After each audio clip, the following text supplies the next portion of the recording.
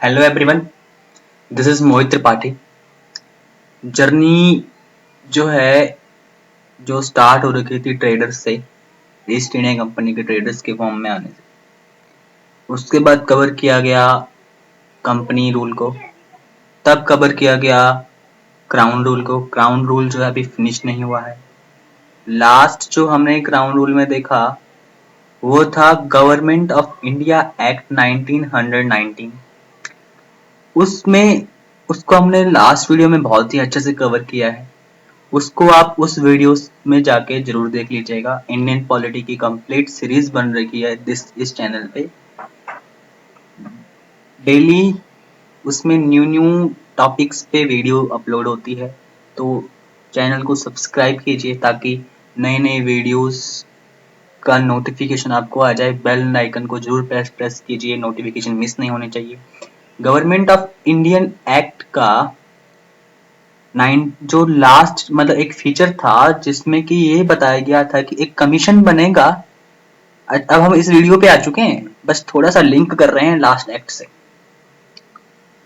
कि एक कमीशन बनेगा जो कि इंडिया के कॉन्स्टिट्यूशनल रिफॉर्म से हुए गए बदलाव जो हैं उनकी रिपोर्ट को सबमिट करेगा। एक क्या बनेगा, कमीशन बनेगा जो कि इंडिया में कंडीशंस को देखेगा कि हाँ सब ठीक चल रहा है, कुछ बदलने की जरूरत तो नहीं है। ऐसा ही एक कमीशन जो है नवंबर 1927 को बनाया गया, जिसको कि साइमन कमीशन कहा जाता है। देखो 1919 को एक्ट बना था, आना था 1929 को, क्योंकि 10 साल बाद कहा गया था उसमें, पर ये आ गया 2 साल पहले। इन नवंबर 1927 साइमन कमीशन जो है अपने समय से 2 साल पहले आ गया। अब ब्रिटिश गवर्नमेंट ने क्या अनाउंस किया कि अपॉइंट किए 7 मेंबर, ठीक है, एक कमीशन, स्टैट्यूटरी कमीशन, और उसके चेयरमैन थे sir John Simon. Sir John Simon, यहाँ पे जहां पे कर्सर है उस वहां पे आप देख सकते हो सर जॉन साइमन, ये उसके क्या थे, चेयरमैन। तो इसीलिए इस कमीशन को साइमन कमीशन के नाम से भी जाना जाता है। 1927 में यह एस्टेब्लिश किया गया। इसको कहा गया कि आप रिपोर्ट दो condition of India under its new constitution की, जो हमने नया कॉन्स्टिट्यूशन बनाया गया है हमारे द्वारा, उसके अंडर भारत की कंडीशन क्या है इंडिया की, उसकी रिपोर्ट दो। ठीक है, ये किसने बनाया, ब्रिटिश गवर्नमेंट ने अनाउंस किया इस 7 मेंबर कमीशन को, जिसके चेयरमैन सर जॉन साइमन थे। इसीलिए इसको साइमन कमीशन भी कहा जाता है। 1927 में आ गया, 2 साल पहले। अब ये पहुंचता है 1928 में इंडिया में। कहानी को देखते हैं। 1928 में ये इंडिया में आता है और कॉन्स्टिट्यूशनल रिफॉर्म के लिए आता है, कि कॉन्स्टिट्यूशनल रिफॉर्म मीन्स नए बदलाव किए जाएंगे संविधान के रूप में। और साफ साफ आता है कि कहां करेंगे रिफॉर्म, ब्रिटेन की जो लार्जेस्ट पोजेशन है, देखो सबसे बड़ा पोजेशन उनका इंडिया ही था, लार्जेस्ट। ये हमारा बर्मा, म्यांमार, नेपाल, बांग्लादेश, ये सब उसी में इंक्लूडेड थे। तो जो लार्जेस्ट पोजेशन है ब्रिटेन का, वहां के लिए क्या करेंगे, कॉन्स्टिट्यूशन का रिफॉर्म करेंगे। इसके लिए ये कमेटी आई गई थी। स्लो स्लो बताता हूं ताकि दिमाग में चले जाए, इसलिए पूरी वीडियो को देखना, समझ में आएगा आपको। सभी के सभी मेंबर्स इसमें क्या थे, ब्रिटिश थे। All the members of the commission were British.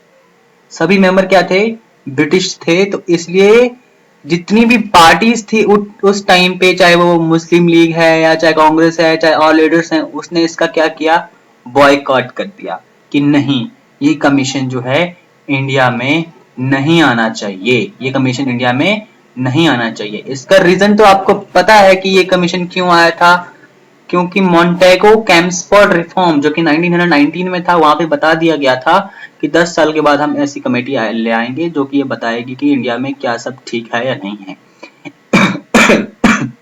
Sorry sorry the commission was strongly opposed by many Indians. जो ये कमीशन है वो इंडियंस के द्वारा अपोज किया गया। ठीक है, अब कौन कौन थे वो, अगर हम एक बार ध्यान दे दें कि जिन्होंने इसको अपोज किया, नेहरू जी ने अपोज किया, गांधी जी ने अपोज किया, जिन्ना ने भी अपोज किया, और मुस्लिम लीग और इंडियन नेशनल कांग्रेस जो भी थी, इन्होंने इसको अपोज किया। ठीक है, उन्होंने कहा कि इसमें इंडियंस तो है ही नहीं, तो ये इंडिया के लिए रिफॉर्म कैसे कर सकते हैं। ठीक है, पर बी आर अम्बेडकर जी, हमारे लॉ मेकर्स, इन्होंने इसका सपोर्ट किया। It was supported by B R Ambedkar. ठीक है, अब इस साइमन कमीशन का जो विद्रोह हुआ, तो उसके परिणाम स्वरूप एक ये भी हुआ कि हमने अपने एक स्वतंत्रता संग्रामी को खो दिया, लाला लाजपत राय, जो कि लाठी चार्ज के दौरान 17 ऑफ नवंबर 1928 को उनकी डेथ हो गई। लाठी चार्ज हुआ, बहुत चोटिल हुए, फिर इंजरीज बहुत हुई, तो सडनली ये इंसिडेंट हुआ और 17 ऑफ नवंबर 1929 को ये इनकी डेथ हो गई, लाला लाजपत राय की। साइमन कमीशन की देन है ये भी, लाला लाजपत राय जी को हमसे छीन के ले गए। अच्छा, कमीशन ने सबमिट की रिपोर्ट अपनी 1930 में। अब इसने रेकमेंड किया कि जो डायरकी तुम बना रहे हो इंडिया में, उसको अबॉलिशन ऑफ डायरकी, उसको अबॉलिश कर दो, और जो तुमने रिस्पॉन्सिबल गवर्नमेंट का फीचर दे रखा है इंडिया में, इंडिया की प्रोविंसेस में, उसको बढ़ाओ, और फेडरेशन होना चाहिए ब्रिटिश इंडिया और प्रिंसली स्टेट के बीच में।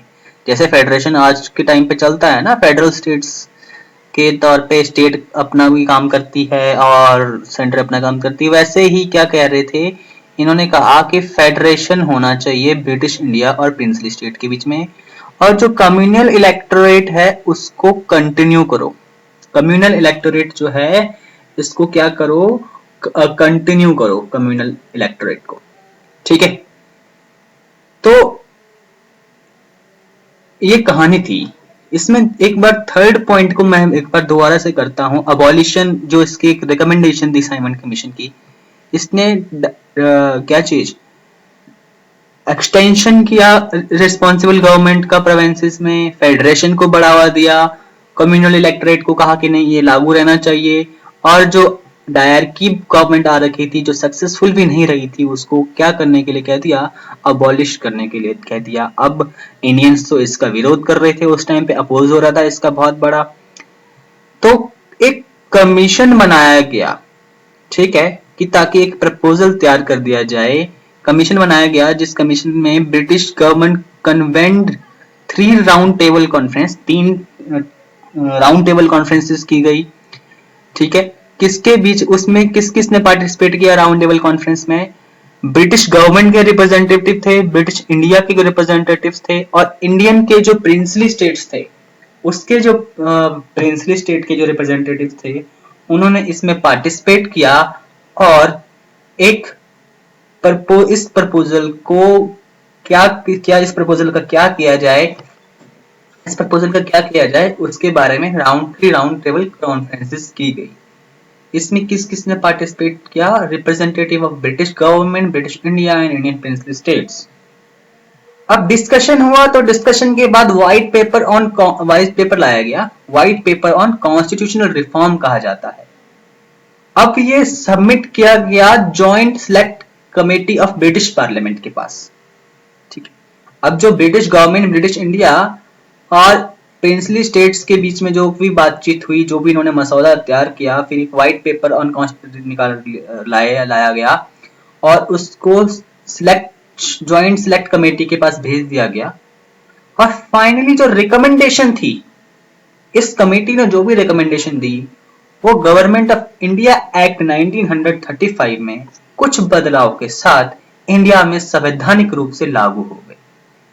तो साइमन कमीशन का निचोड़ ये रहा कि इंडिया में थोड़ा सा विद्रोह की भावना और अग्रसर होने लग गई लोगों में। लाला लाजपत राय जी को हम सिर्फ ले गए। ठीक है, कम्युनलिज्म को इसने भी एक्सटेंड किया, फेडरेशन आया, और डायरकी अबॉलिश कर दी गई, सर जॉन इसके चेयरमैन थे। नए कॉन्स्टिट्यूशन जो भी बनाया गया था 1919 में, उसके रिफॉर्म को लेकर यहाँ पे आए थे। सातों के सातों मेंबर ब्रिटिश थे। इसका बॉयकॉट किया गया। अब यहाँ पे एक बात ध्यान देने वाली है, एक और चीज है कि जो कम्युनल रिफॉर्म किया गया था यहाँ पे, कि कम्युनलिज्म को हम आगे लेके जाएंगे, उसके लिए क्या हुआ कि गांधी जी ने इसका विरोध किया। गांधी जी ने इसका विरोध किया कि नहीं, ये नहीं होगा, और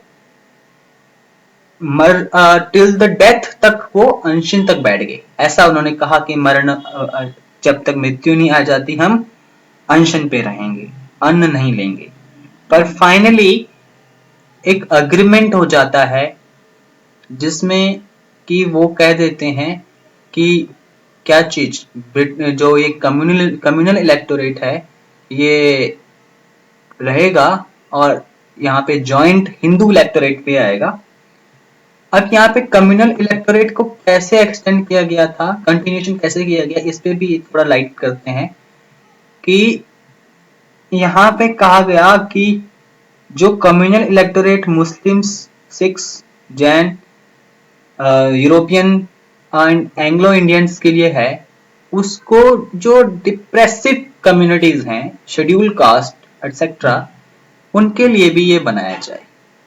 तो इस चीज को लेके विरोध हो रहा था उस टाइम पे। तो साइमन कमीशन को एक बार फास्टली दोबारा से ब्रशअप करते हैं। ब्रिटिश गवर्नमेंट ने अनाउंस किया, 2 साल पहले आया। सर जॉन साइमन इसके चेयरमैन थे। ब्रिटिश के ही मेंबर थे सातों के सातों। तो बायकॉट किया गया इसका, एंड रिकमेंडेशन था अबॉलिशन करो डायरकी का, एक्सटेंशन हो रिस्पॉन्सिबल गवर्नमेंट, फेडरेशन लेके आओ, कंटिन्यूशन रखो कम्युनल इलेक्टोरेट का। कमेटी बनाई गई जो कि जिन्होंने 3 राउंड कॉन्फ्रेंसेस की। ब्रिटिश गवर्नमेंट के रिप्रेजेंटेटिव उसमें शामिल थे, ब्रिटिश इंडिया के थे, इंडियन पिछली स्टेट्स के थे। और डिस्कशन के बाद व्हाइट पेपर लाया गया।